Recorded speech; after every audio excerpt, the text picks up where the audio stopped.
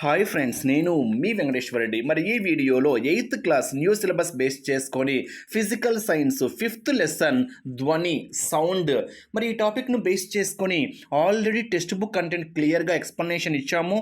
మరి text book చివరిలో ఉన్నటువంటి బిట్స్ మనం ఈ వీడియోలో డిస్కస్ చేద్దాం ఫ్రెండ్స్. మరి టెక్స్ట్ బుక్ చివరిలో ఇచ్చినటువంటి బిట్స్ ఎక్స్ప్లెనేషన్ ఇచ్చుకునే ముందు ఆ టెక్స్ట్ బుక్ కంటెంట్లో ఇచ్చినటువంటి మెయిన్ పాయింట్స్ ఒక్కసారి మనము రికలెక్ట్ చేసుకుందాం, తర్వాత బిట్స్ అనేటివి అబ్జర్వ్ చేద్దాం. ఒక్కసారి చూస్తే కంపించే వస్తువు నుండి ధ్వని ఉత్పత్తి అవుతుంది. మనం డీటెయిల్ ఎక్స్ప్లెనేషన్లో క్లియర్గా చెప్పాము. మానవునిలో స్వరతంత్రులు కంపించడం వల్ల ధ్వని అనేది ఉత్పత్తి అవుతుంది. ధ్వని యానకం ద్వారా ప్రయాణిస్తుంది. వాయు, ద్రవ, ఘన పదార్థాలు. ధ్వని శూన్యం ద్వారా ప్రయాణము చేయదు. చాలా ఇంపార్టెంట్ పాయింట్ కింద మీకు ఎక్స్ప్లెనేషన్లో చాలా స్పష్టంగా ఇవ్వడం అయితే జరిగింది ఫ్రెండ్స్. ఇంకా ఎవరైనా మన ఛానల్ సబ్స్క్రైబ్ చేసుకునే వాళ్ళు ఉంటే సబ్స్క్రైబ్ చేసుకోండి. వీడియోకి కూడా ఒక చిన్న లైక్ ఇవ్వండి. మన M.V.R ఫ్రీ వాట్సాప్ గ్రూప్లో జాయిన్ కావాలి అనుకుంటే ఈ వీడియోలో డిస్క్రిప్షన్లో మీకు ఫ్రీ వాట్సాప్ గ్రూప్ లింక్ ఇచ్చాను, జాయిన్ కాగలరు. మరి డిఎస్సికి సంబంధించి ఎస్జిటి పరంగా మనము ఒక షెడ్యూల్ ప్రకారము క్లాసెస్తో పాటు ఆన్లైన్ ఎగ్జామ్స్ కండక్ట్ చేస్తున్నాము. మరి టెక్స్ట్ బుక్ చివరిలో ఇచ్చినటువంటి బిట్సే కాదు, టెక్స్ట్ బుక్ కంటెంట్ బేస్ చేసుకొని ఏ పాయింట్ మిస్ చేయకుండా మీకు డీటెయిల్ ఎక్స్ప్లెనేషన్తో క్వశ్చన్ పేపర్స్ తయారు చేయడం అయితే జరిగింది. మరి ఆలస్యం చేసుకోవద్దు. మన ఎగ్జామ్స్తో పాటు క్లాసెస్ కూడా ఫాలో కావాలి అనుకుంటే నా నెంబర్కి కాల్ మెసేజ్ చేయగలరు ఫ్రెండ్స్. నా నెంబర్ 8341, నోట్ చేసుకోండి, 949272, 8341949272. మన ఫ్రీ వాట్సాప్ గ్రూప్లో జాయిన్ కావాలి అంటే ఈ వీడియోలో డిస్క్రిప్షన్లో ఇచ్చాము, జాయిన్ కాగలరు. నెక్స్ట్ ఇక్కడ పాయింట్స్ అబ్జర్వ్ చేస్తే ధ్వని ప్రకంపనలను కర్ణబేరి గ్రహిస్తుంది. ఇది మెదడుకు సంకేతాలను పంపుతుంది. ఈ ప్రక్రియని మనం ఏమంటాము? వినికిడి. ఎక్స్ప్లెనేషన్లో వచ్చింది క్లియర్గా. ఇక్కడ ఒక సెకనులో చేసే డోలనాల లేదా కంపనాల సంఖ్యని ఏమంటారు? పౌనపున్యము. పౌనపున్యము. ఓకేనా, చాలా చాలా ఇంపార్టెంట్. పౌనపున్యాలకు ప్రమాణాలు కూడా చెప్పాను మీకు. ఏంటి? కంపనాలు పర్ సెకండ్ లేదా హెడ్జ్ అని కూడా అని చెప్తాను. అంటే పౌనపున్యాలను ఏ ప్రమాణాలతో కొలుస్తారు? హెడ్జ్. కంపన పరిమితి ఎక్కువగా ఉంటే ధ్వని బిగ్గరగా ఉంటుంది. పౌనపున్యం ఎక్కువగా ఉంటే పిచ్ అనేది ఎక్కువగా ఉంటుంది. ఆహ్లాదకరంగా లేని ధ్వనులను మనం ఏమనాలి? కఠోర ధ్వనులు. ఇవన్నీ మీకు టెక్స్ట్ బుక్ ఎక్స్ప్లెనేషన్లో చాలా స్పష్టంగా వచ్చాయి. నెక్స్ట్, మితిమీరిన ధ్వనులు లేక అనవసరమైన ధ్వనులు ధ్వని కాలుష్యాన్ని కలుగచేస్తాయి. ధ్వని కాలుష్యం మానవుల్లో ఆరోగ్య సమస్యలను కూడా దారితీస్తుంది. మరి ధ్వని కాలుష్యాన్ని తగ్గించడానికి ఖచ్చితంగా ప్రయత్నాలైతే జరగాలి. మరి రోడ్డుకు ఇరువైపులా ఎక్కడైనా చెట్టు నాటడం వల్ల ధ్వని కాలుష్యాన్ని మనము తగ్గించుకోవచ్చు. ఇవి టెక్స్ట్ బుక్లో వచ్చినటువంటి మెయిన్ పాయింట్స్. మరి టెక్స్ట్ బుక్ కంటెంట్ క్లియర్గా వింటే ప్రతి పాయింట్ మీరు అబ్జర్వ్ చేయగలరు. మరి టెక్స్ట్ బుక్ చివరిలో ఇచ్చినటువంటి బిట్స్ మీరే ఆన్సర్ చేయగలగాలి. మరి ఆ వీడియో అబ్జర్వ్ చేసింటే మీరే చెప్పేయచ్చు. ధ్వని దేని ద్వారా ప్రయాణించవచ్చు అని ఇచ్చాడు. కేవలము వాయు పదార్థాలు, కేవలము ఘన పదార్థాలు, కేవలము ద్రవ పదార్థాలు, ఘన, ద్రవ, వాయు పదార్థాలు. సో ఆన్సర్ ఏమవుతుంది? Option D is the correct. అంటే ధ్వని దేని ద్వారా ప్రయాణించవచ్చు అంటే ఘన, ద్రవ, వాయు పదార్థాల ద్వారా ప్రయాణించవచ్చు. అంటే option D is the correct answer. Next second question. ఈ క్రింది వారిలో ఎవరి స్వరం తక్కువ పౌనపున్యం కలిగి ఉంటుంది?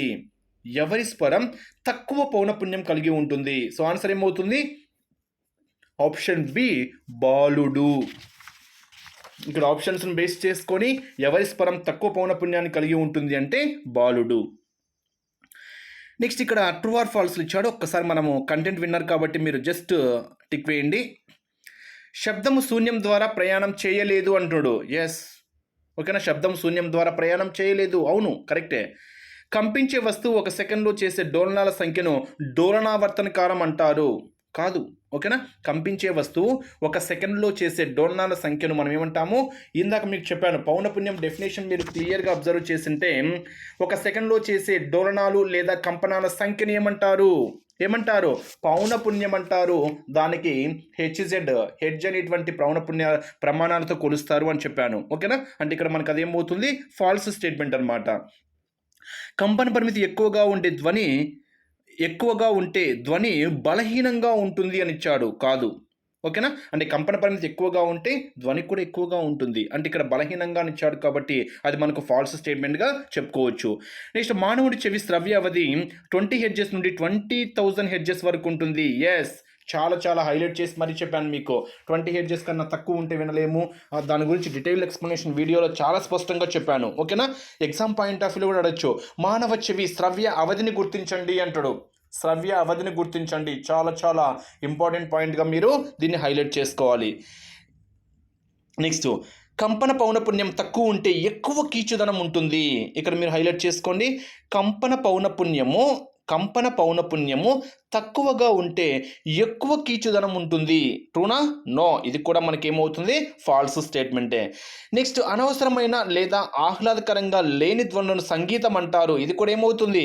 ఫాల్స్ అవుతుంది. మీకు ఆల్రెడీ చెప్పాను. కఠోర ధ్వనులు అంటే ఏంటి, సంగీతము అంటే ఏంటి అంటే చెవికి వినడానికి ఇంపుసొంపుగా ఉంటే, బాగా ఉంటే సంగీతము, చెవికి వినడానికి ఓకేనా ఆహ్లాదకరంగా లేనటువంటిది అనవసరమైనటువంటి ధ్వనులను మనం ఏమంటారు అంటే కఠోర ధ్వనులు అంటారు అని చెప్పాను. సో ఇక్కడ అనవసరమైన లేదా ఆహ్లాదకరంగా లేని ధ్వనులను ఏమనాలి?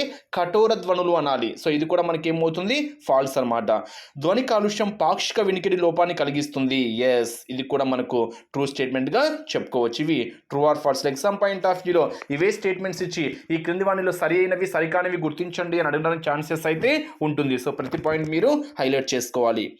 నెక్స్ట్, ఇక్కడ ఫిల్ ఇన్ ది బ్లాంక్స్ ఇచ్చారు చూడండి. ఒకసారి మీరు 5 ఆన్సర్స్ మీరే చెప్పచ్చు అనమాట. ఇక్కడ ఫస్ట్ వన్, ఒక వస్తువు ఒక పూర్తి డోలనం చేయడానికి పట్టు కాలాన్ని ఏమంటారు? డోలనావర్తన కాలము. ఇందాక మీకు ట్రూ ఆర్ ఫాల్స్లో ఫాల్స్ స్టేట్మెంట్లో డోలనావర్తన కాలము అంటారు అని ఇచ్చాడు. అంటే డోలనావర్తన కాలం అంటే ఏంటి? ఒక వస్తువు ఒక పూర్తి డోలనం చేయడానికి పట్టే కాలాన్ని మనం ఏమంటాము అంటే డోలనావర్తన కాలము అంటాం. కంపించే వస్తువు ఒక సెకండ్లో చేసే డోలనాల సంఖ్యని ఏమంటాము అంటే పౌనపున్యం అంటాము. నెక్స్ట్, పౌనపున్యం యొక్క ప్రమాణం ఏంటి? హెచ్జెడ్. నెక్స్ట్, అనవసరమైన ధ్వనిని మనం ఏమంటాము? కఠోర ధ్వని అంటాము. మరి ధ్వని కీచుదనము, కంపనము పౌనపున్యం ద్వారా నిర్ణయించబడుతుంది. అంటే ఐదో దానికి మనకి ఆన్సర్ ఏమవుతుంది? పౌనపున్యము ద్వారా. ధ్వని కీచుదనము, కంపనము పౌనపున్యం ద్వారా నిర్ణయించబడితే జరుగుతుంది. ఇది మీరు హైలైట్ చేసుకోవాల్సిన ఒక ఇంపార్టెంట్ పాయింట్గా మీరు ఇక్కడ చెప్పుకోవచ్చు అనమాట.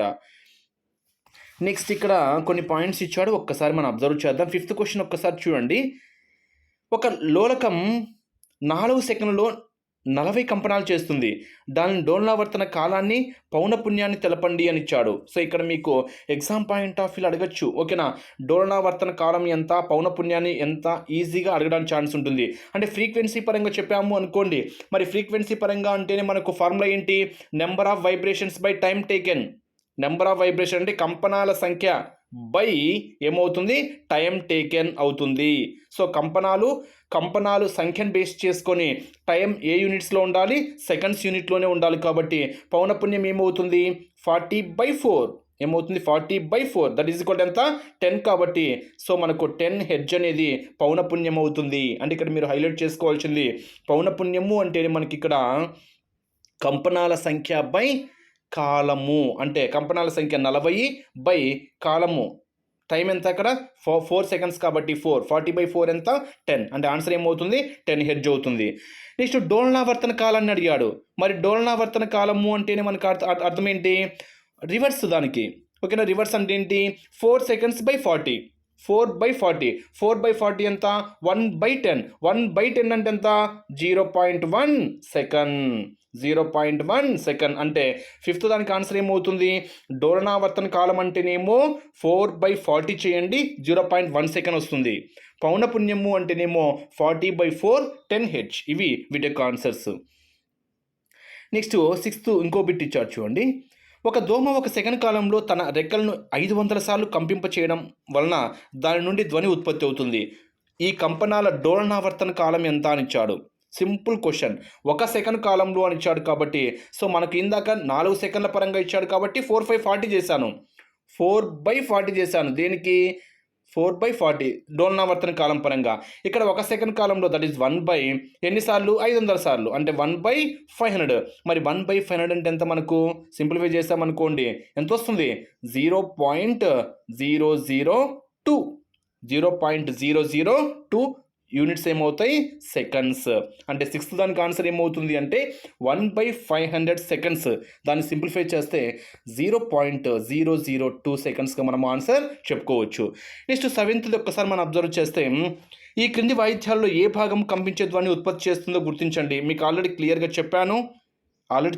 క్లియర్ ఎక్స్ప్లెనేషన్ మీకు ఆల్రెడీ టెక్స్ట్ బుక్ ఎక్స్ప్లెనేషన్లో ఉంది. ఒక్కసారి మీరు అబ్జర్వ్ చేయగలరు. నెక్స్ట్ ఇక్కడ మెయిన్ పాయింట్స్ ఒకసారి అబ్జర్వ్ చేస్తే ఇక్కడ చూడండి, మెరుపు ఉరుము ఆకారంలో ఒకే సమయంలో మన నుండి ఒకే రకంలో ఒకే దూరంలో సంభవిస్తాయి, కానీ మెరుపును ముందుగా చూసిన తర్వాత శబ్దాన్ని వింటాం.